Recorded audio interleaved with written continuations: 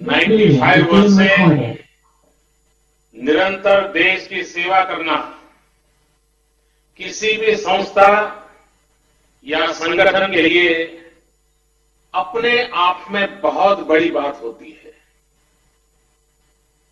ICC ने पूर्वी भारत और नॉर्थ ईस्ट के डेवलपमेंट में जो कंट्रीब्यूशन दिया है, विशेषकर वहां की मैन्युफैक्चरिंग यूनिट को, वह भी हिस्टोरिकल है।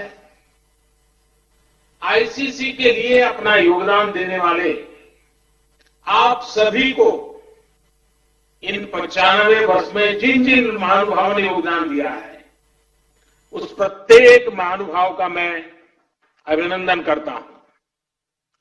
साथियों, आईसीसी ने 1925 में अपने गठन के बाद से आजादी की लड़ाई को देखा है, उस लड़ाई को जिया है। सरकारों से मुसीबतें भी झेली है,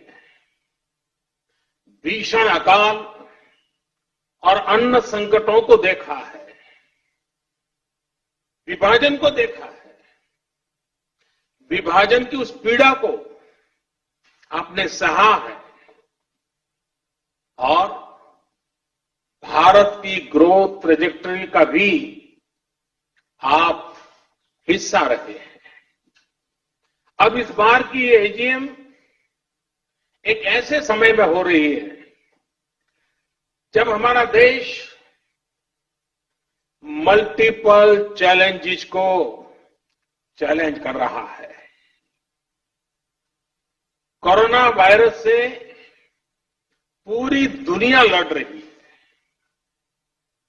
भारत भी लड़ रहा है, लेकिन अन्य तरह के संकट भी निरंतर खड़े हो रहे हैं।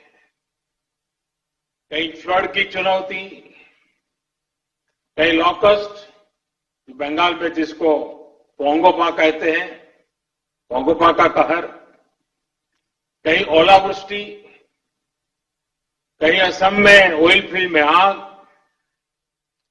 कहीं लगातार छोटे छोटे अर्थक्वेक की खबरें। ये भी कम ही होता है कि पूर्वी और पश्चिम क्षेत्र में एक के बाद एक 2 साइक्लोन चुनौती बनकर के आए। ऐसे तमाम फ्रंट्स पर हम सभी एक साथ मिलकर के लड़ रहे हैं। कभी कभी समय भी हमें परखता है, समय भी हमारी कसौटी करता है, परीक्षा लेता है। कई बार अनेक कठिनाइयां, अनेक कसौटियां एक साथ आ जाती है, लेकिन हमने ये भी अनुभव किया है कि इस तरह की कसौटी में हमारा कर्तृत्व, हमारा कृतित्व उज्जवल भविष्य की गारंटी भी लेकर के आता है। किसी कसौटी से हम कैसे निपट रहे हैं, मुश्किलों से कितनी मजबूती से लड़ रहे हैं, ये आने वाले अवसरों को भी तय करता है। साथियों, हमारे यहां कहा जाता है, मन के हारे हार, मन के हारे हार, मन के जीते जीत। यानी हमारी संकल्प शक्ति, हमारी इच्छा शक्ति ही हमारा आगे का मार्ग तय करती है। जो पहले ही हार मान लेता है, उसके सामने नए अवसर दूर दूर तक नजर नहीं आते हैं। लेकिन जो जीत के लिए निरंतर प्रयास करता है, एक दूसरे का साथ देते हुए आगे बढ़ता है, उसके सामने नए अवसर भी उतने ही ज्यादा आते हैं और अवसर भी सामने चले आते हैं। साथियों, ये हमारी एकजुटता, ये एक साथ मिलकर बड़ी से बड़ी आपदा का सामना करना, ये हमारी संकल्प शक्ति, ये हमारी इच्छा शक्ति, हमारी बहुत बड़ी स्ट्रेंथ है। एक राष्ट्र के रूप में हमारी बहुत बड़ी ताकत है। मुसीबत की दवाई, मुसीबत की एक ही दवाई है, मुसीबत की दवाई मजबूती है। मुश्किल समय ने हर बार भारत के डिटर्मिनेशन को अधिक स्ट्रेंथन किया है। एक नेशन के रूप में देशवासियों के रिजॉल्व को ऊर्जा दी है, संकल्प को शक्ति दी है। यही भावनाएं आज आईसीसी के आपके मेंबर के चेहरे पर भी और देशवासियों के चेहरे पर भी मैं देख सकता हूं, मैं पढ़ सकता हूं। करोड़ों देशवासियों के प्रयासों में मैं एक नई आशा देख सकता हूं, नया विश्वास देख सकता हूं। कोरोना का संकट पूरी दुनिया में बना हुआ है, पूरी दुनिया इससे लड़ रही है। कोरोना वॉरियर्स के साथ हमारा देश इस लड़ाई में जरा भी पीछे नहीं है। लेकिन इन सब के बीच हर देशवासी अब इस संकल्प से भी भरा हुआ है कि इस आपदा को अवसर में परिवर्तित करना है। इससे हमें देश का बहुत बड़ा टर्निंग पॉइंट भी बना रहा है। ये टर्निंग पॉइंट क्या है? आत्मनिर्भर भारत, सेल्फ रिलायंट इंडिया। आत्मनिर्भरता का, सेल्फ रिलायंस का ये भाव बरसों से हर भारतीय ने एक एस्पिरेशन की तरह जिया है। लेकिन फिर भी एक बड़ा काश हर भारतीय के मन में रहा है, मस्तिष्क में रहा है। ये काश क्या है? काश हम मेडिकल इक्विपमेंट के क्षेत्र में आत्मनिर्भर होते। काश हम डिफेंस मैन्युफैक्चरिंग में आत्मनिर्भर होते। काश हम कोल और मिनरल्स के सेक्टर में आत्मनिर्भर होते।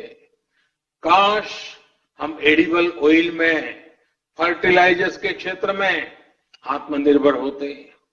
काश हम इलेक्ट्रॉनिक मैन्युफैक्चरिंग में आत्मनिर्भर होते।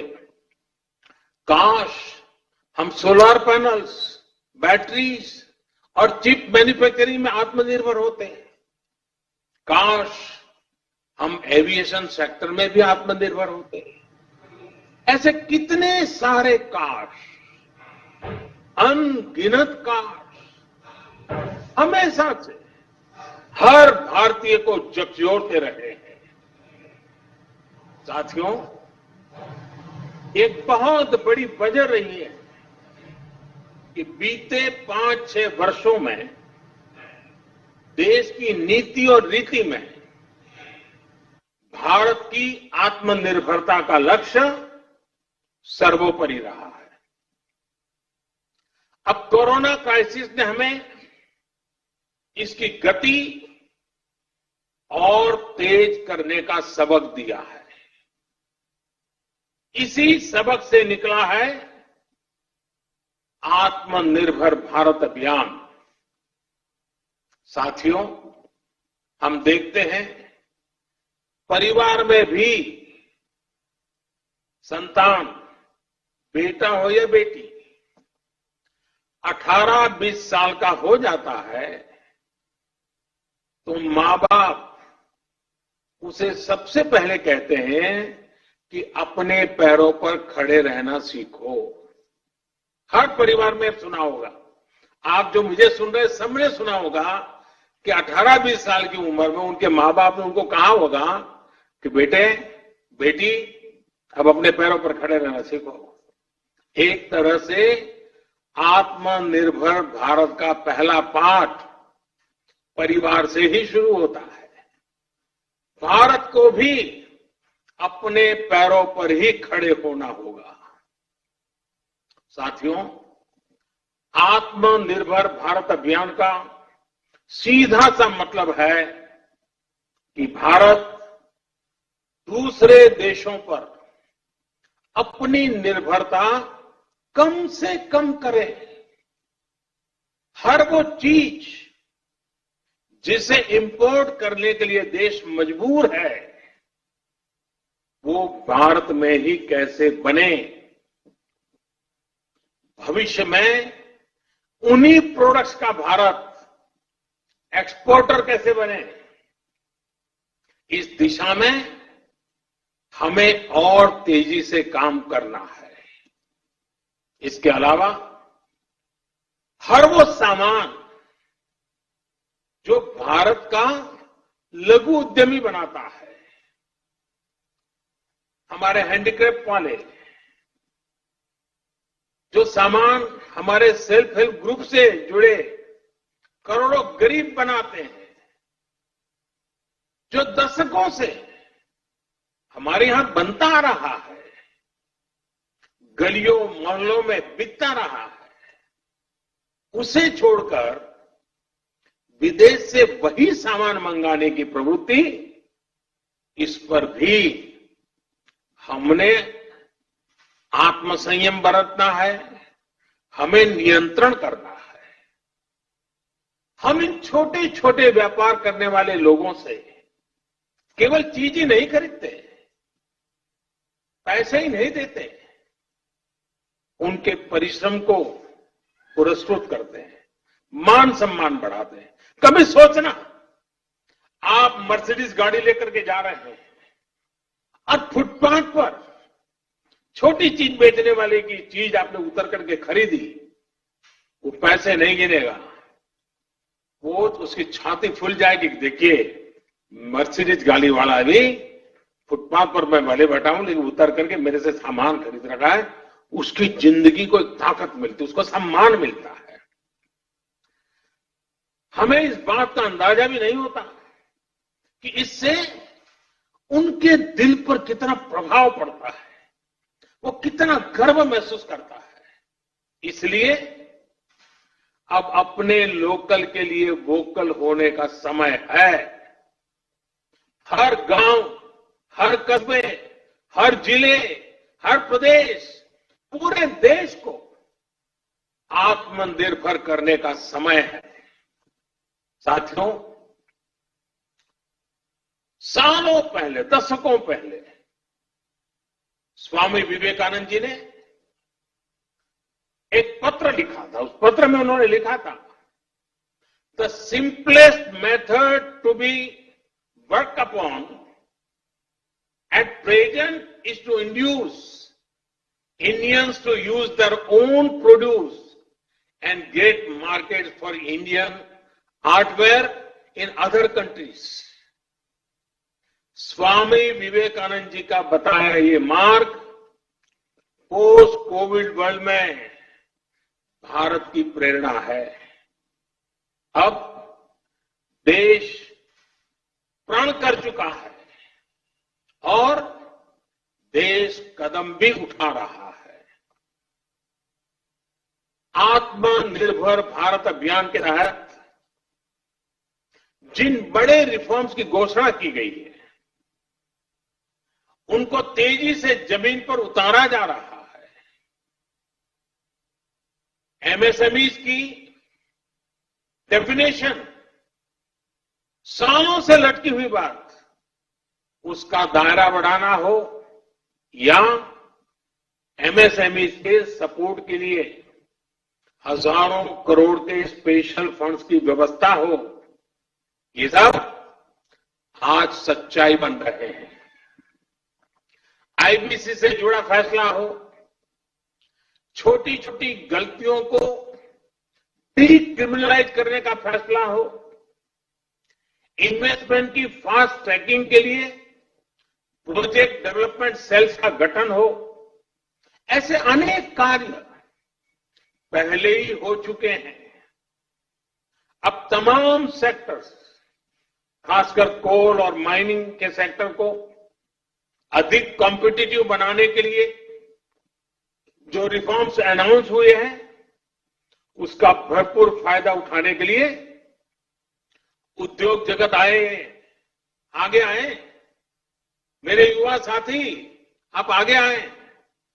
साथियों, किसानों और रूरल इकोनॉमी के लिए जो निर्णय हाल में हुए हैं, उन्होंने एग्रीकल्चर इकोनॉमी को बरसों की गुलामी से मुक्त कर दिया है। सच्ची आजादी किसानों को मिली है। अब भारत के किसानों को अपने प्रोडक्ट, अपनी उपज देश में कहीं पर भी बेचने की आजादी मिल गई है। APMC act, essential commodities act, उसमें जो संशोधन किए गए हैं, किसानों और इंडस्ट्री के बीच पार्टनरशिप का जो रास्ता खोला गया है, उससे किसान और रूरल इकोनॉमी का कायाकल्प होना तय है। इन फैसलों ने किसान को एक प्रोड्यूसर के रूप में और उसकी उपज को एक प्रोडक्ट के रूप में पहचान दी है। साथियों, चाहे किसानों के बैंक खातों में सीधे पैसे ट्रांसफर करना हो, चाहे एमएसपी का फैसला हो, उनकी पेंशन की योजना हो, हमारा प्रयास किसानों को सशक्त करने का है। अब किसानों को एक बड़ी मार्केट फोर्स के तौर पर विकसित होने में सहायता की जा रही है। साथियों, लोकल प्रोडक्ट्स के लिए जिस क्लस्टर बेस्ड अप्रोच को भारत में बढ़ावा दिया जा रहा है, उसमें भी सभी के लिए अवसर भी मौजूद है। जिन जिलों, जिन ब्लॉक्स में जो पैदा होता है, वहीं आसपास इनसे जुड़े क्लस्टर विकसित किए जाएंगे। जैसे पश्चिम बंगाल में जूट किसानों के लिए पास में ही जूट आधारित उद्योगों को और मजबूती दी जाएगी। फॉरेस्ट प्रोड्यूस की अपार संपदा जुटाने वाले आदिवासी साथियों को उनके क्षेत्र में ही आधुनिक प्रोसेसिंग यूनिट्स उपलब्ध कराई जाएगी। इसके साथ ही बांबू और ऑर्गेनिक प्रोडक्ट्स के लिए भी क्लस्टर्स बनेंगे। सिक्किम की तरह पूरा नॉर्थ ईस्ट ऑर्गेनिक खेती के लिए बहुत बड़ा हब बन सकता है, ऑर्गेनिक कैपिटल बन सकता है।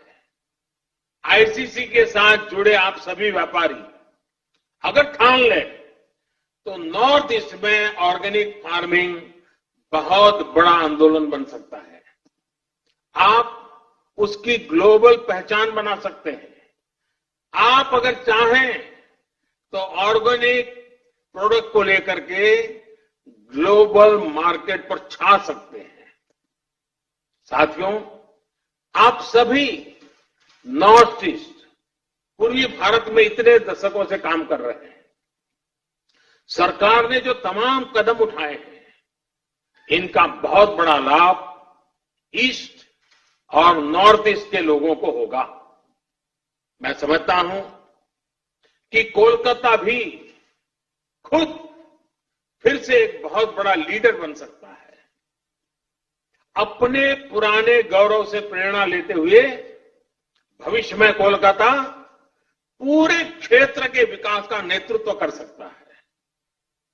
आपसे बेहतर और कौन जानता है कि जब श्रमिक पूर्व के, संपत्ति पूर्व की, संसाधन पूर्व के, तो इस क्षेत्र का विकास कितनी तेज गति से हो सकता है। साथियों, 5 साल बाद यानी वर्ष 2025 में आपकी संस्था अपने 100 वर्ष पूरे करने जा रही है। वहीं वर्ष 2022 में देश की आजादी के 75 वर्ष पूरे होने जा रहे हैं।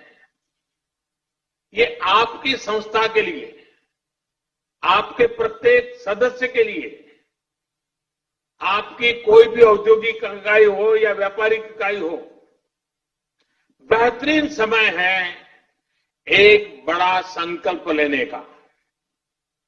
मेरा आपसे आग्रह है कि आत्मनिर्भर भारत अभियान को चरितार्थ करने के लिए आईसीसी भी अपने स्तर पर 50-100 नए लक्ष्य तय करें। ये लक्ष्य संस्था के भी हो, इससे जुड़े हर उद्योग और व्यापारिक इकाई के भी हो और हर व्यक्ति के भी हो। आप जितना अपने लक्ष्य की ओर आगे बढ़ेंगे, उतना ही ये अभियान पूर्वी भारत में, नॉर्थ ईस्ट में आगे बढ़ेगा, जो देश को भी आगे ले जाएगा। साथियों, मैन्युफैक्चरिंग में बंगाल की ऐतिहासिक श्रेष्ठता को हमें पुनर्जीवित करना रहेगा। हम हमेशा सुनते आए हैं, what Bengal thinks today, India thinks tomorrow. हमें इससे प्रेरणा लेते हुए हम सबको मिलकर के आगे बढ़ना होगा। ये समय इंडियन इकोनॉमी को कमांड एंड कंट्रोल से निकालकर प्लग एंड प्ले की तरफ ले जाना है।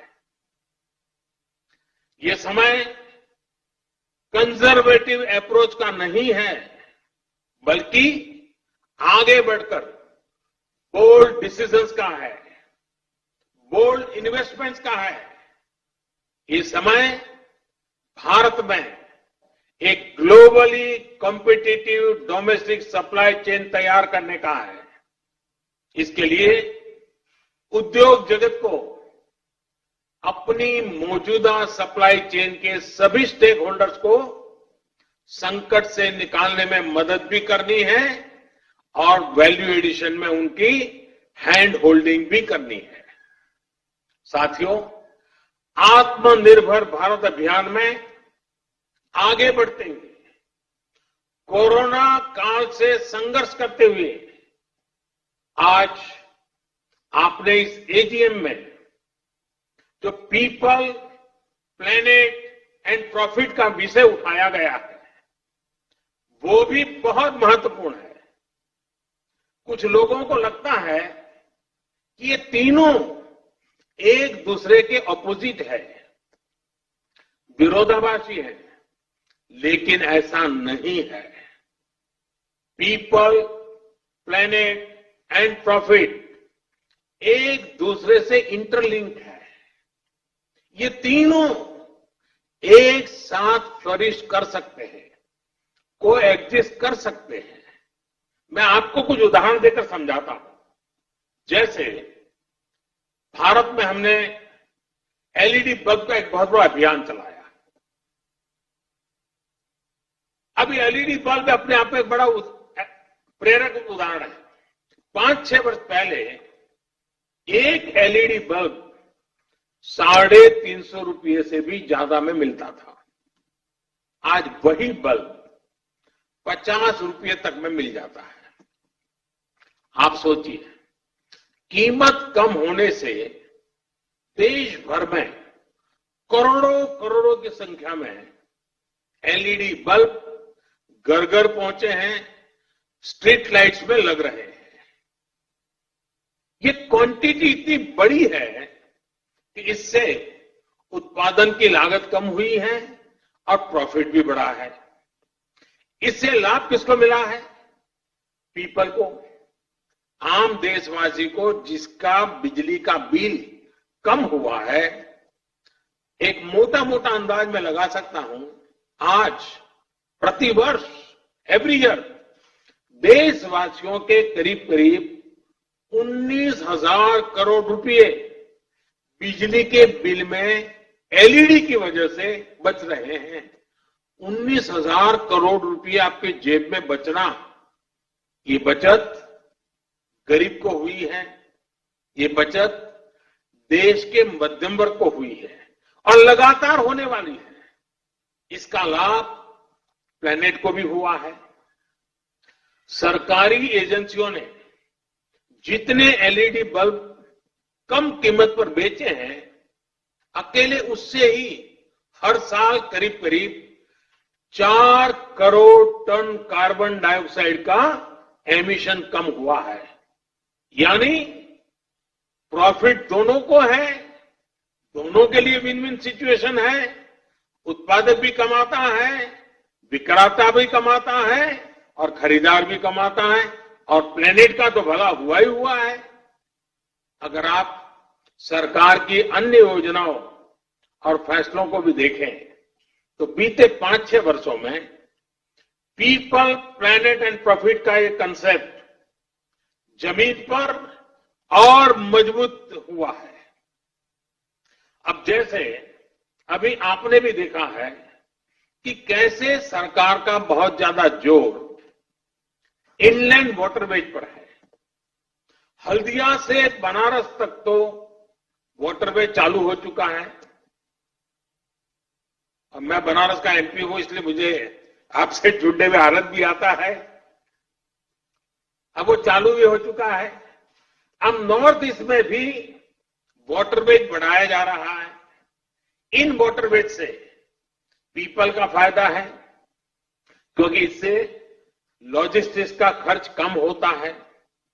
इन वाटरवेज से प्लेनेट का भी फायदा है, क्योंकि इससे ईंधन कम जलता है।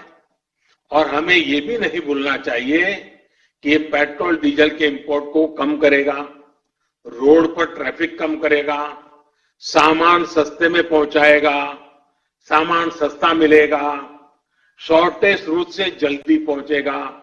खरीदने वाले और बेचने वाले दोनों को इसमें प्रॉफिट ही प्रॉफिट है। यानी पीपल भी है, प्लेनेट भी है, प्रॉफिट भी है। साथियों, भारत में एक और अभियान अभी चल रहा है, देश को सिंगल यूज प्लास्टिक से मुक्त करने का। इसमें पीपल, प्लेनेट और प्रॉफिट तीनों ही विषय एड्रेस होते हैं। विशेषकर पश्चिम बंगाल के लिए तो ये बहुत ही फायदेमंद है। इससे आपके यहां जूट का कारोबार बढ़ने की संभावना अनेक गुना बढ़ जाती है। और मैं तो आपसे पूछूंगा, क्या आप लोगों ने इसका फायदा उठाया कि नहीं उठाया? क्या अब पैकेजिंग मटेरियल, नई नई वैरायटीज, नए नए थैलिए, नए नए पर्स प्लास्टिक की जगह पर जूट से बनाना शुरू किया कि नहीं किया? एक तरह से मैं कहूंगा ये एक निर्णय, सिंगल यूज प्लास्टिक से मुक्ति का एक निर्णय, आप आईसीसी के मेंबर जो उस इलाके में ज्यादा काम करते हैं, आपकी तो 5 उंगलियां घी में है और आपको तो इस मौके का और फायदा उठाना चाहिए। और अगर ये मौका छोड़ देंगे तो फिर कौन मदद करेगा? सोचिए, जब पश्चिम बंगाल में बना जूट का बैग हर किसी के हाथ में होगा तो बंगाल के लोगों को कितना बड़ा प्रॉफिट होगा। साथियों, पीपल सेंट्रिक, पीपल ड्रिवन और प्लेनेट फ्रेंडली डेवलपमेंट की अप्रोच अब देश में गवर्नेंस का हिस्सा बन गई है। जो हमारे टेक्नोलॉजिकल इंटरवेंशंस है वो भी पीपल, प्लेनेट और प्रॉफिट के विचार के अनुकूल ही है। यूपीआई के माध्यम से हमारी बैंकिंग टचलेस, कॉन्टैक्टलेस, कैशलेस और 24/7 365 डे संभव हो पाई है। भीम ऐप से ट्रांजैक्शन के अब नए नए रिकॉर्ड बन रहे हैं। रुपे कार्ड अब गरीब, किसान, मध्यम वर्ग, देश के हर वर्ग का पसंदीदा कार्ड बनता जा रहा है। जब हम आत्मनिर्भर भारत की बात करते हैं तो क्यों न गर्व के साथ रुपे कार्ड का इस्तेमाल करें। साथियों, अब देश में बैंकिंग सर्विस का दायरा उन लोगों तक भी पहुंच पाया है जिनको लंबे समय तक हैव नॉट्स की श्रेणी में रखा गया था। डीबीटी, जैम, JAM यानी जनधन, आधार, मोबाइल के माध्यम से बिना लीकेज करोड़ों बेनिफिशियरीज तक, करोड़ों लाभार्थी तक जरूरी सहायता पहुंचाना संभव हुआ है। इसी तरह गवर्नमेंट ई मार्केट प्लेस, और मैं चाहूंगा सभी व्यापारी आलम इसको ध्यान से सुने, गवर्नमेंट ई मार्केट प्लेस यानी GEM, आप वेबसाइट पे जाकर इसकी डिटेल देख सकते हैं। GEM ने पीपल को सरकार के साथ जुड़कर प्रॉफिट कमाने का एक अवसर दिया है। आप ये जानते ही हैं कि jam platform, GEM, jam platform पर छोटा हो या बड़ा, व्यक्तिगत रूप से काम करता हो या सेल्फ हेल्प ग्रुप चलाता हो, MSME हो या बड़ा व्यापारी हो, सीधे भारत सरकार को अपने गुड्स और अपनी सर्विसेज उपलब्ध करा सकते हैं और बड़ी ट्रांसपेरेंसी के साथ।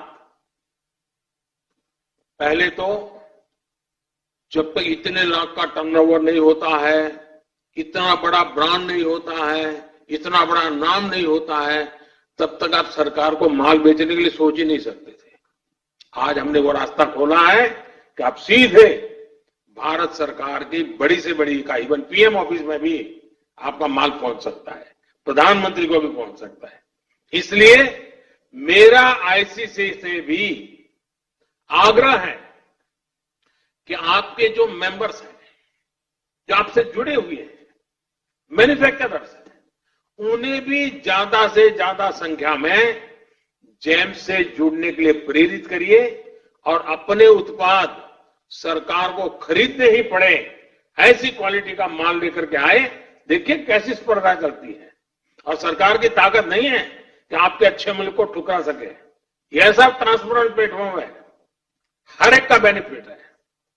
अगर आपसे जुड़ा हर मैन्युफैक्चरर जैम से जुड़ जाएगा तो छोटे कारोबारी भी अपने प्रोडक्ट सीधे सरकार को बेच पाएंगे। साथियों, जब हम प्लेनेट की बात करते हैं तो आप भी देख रहे हैं कि आज आइसा यानी इंटरनेशनल सोलर अलायंस एक बड़ा ग्लोबल मूवमेंट बन रहा है। सोलर एनर्जी के क्षेत्र में जो लाभ भारत अपने लिए देखता है उसको पूरी दुनिया के साथ साझा करने के लिए कोशिश की जा रही है।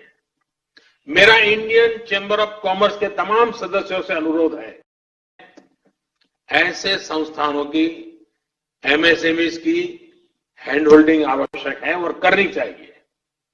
बदलते हुए विश्व में सोलर रिचार्जेबल बैटरीज का बहुत बड़ा मार्केट बनने वाला है। क्या भारत का उद्योग जगत इसका नेतृत्व कर सकता है?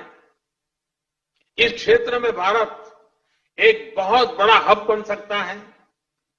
ICC और उसके सदस्य 2022 जब भारत अपनी आजादी के 75 वर्ष पूरा करेगा और 2025 जब ICC अपने 100 वर्ष पूरा करेगा तो इन अवसरों से जुड़े लक्ष्यों में इस विषय पर भी अपने टारगेट तय कर सकते हैं। साथियों, ये समय अवसर को पहचानने का है, खुद को आजमाने का है और नई बुलंदियों की ओर जाने का है। ये अगर सबसे बड़ा संकट है तो हमें इससे सबसे बड़ी सीख लेते हुए इसका पूरा लाभ भी उठाना चाहिए। मैं आपको आश्वस्त करता हूं कि सरकार इसके लिए पूरी तरह से कमिटेड है, आपके साथ है। आप बेहिचक आगे बढ़िए, नए संकल्पों के साथ, नए विश्वास के साथ आगे बढ़िए। आत्मनिर्भर भारत के मूल मंत्र में है, और ये बात बहुत महत्वपूर्ण है, आत्मनिर्भर भारत के मूल में जो मंत्र है वो है आत्मविश्वासी भारतीय। हर भारतीय आत्मविश्वासी होगा तो आत्मनिर्भर भारत की यात्रा बहुत कम समय में हम जीत लेंगे। गुरुवर टैगोर ने अपनी कविता नूतन जोगेर भोर में कहा है, चोलाए चोलाए बाजबे जोएर मेरी, चोलाए चोलाए बाजबे जोएर मेरी, पाएर बेगे पोत केटे जाए कोरिश्ना आर दे। यानी हर आगे बढ़ने वाले कदम पर घोषणाद होगा, दौड़ते पांव ही नया रास्ता बना देंगे। अब देरी मत करो, सोचिए ये कितना बड़ा मंत्र है, दौड़ते पांव ही नया रास्ता बना देंगे। जब इतनी बड़ी प्रेरणा हमारे सामने है तो रुकने का सवाल ही पैदा नहीं होता।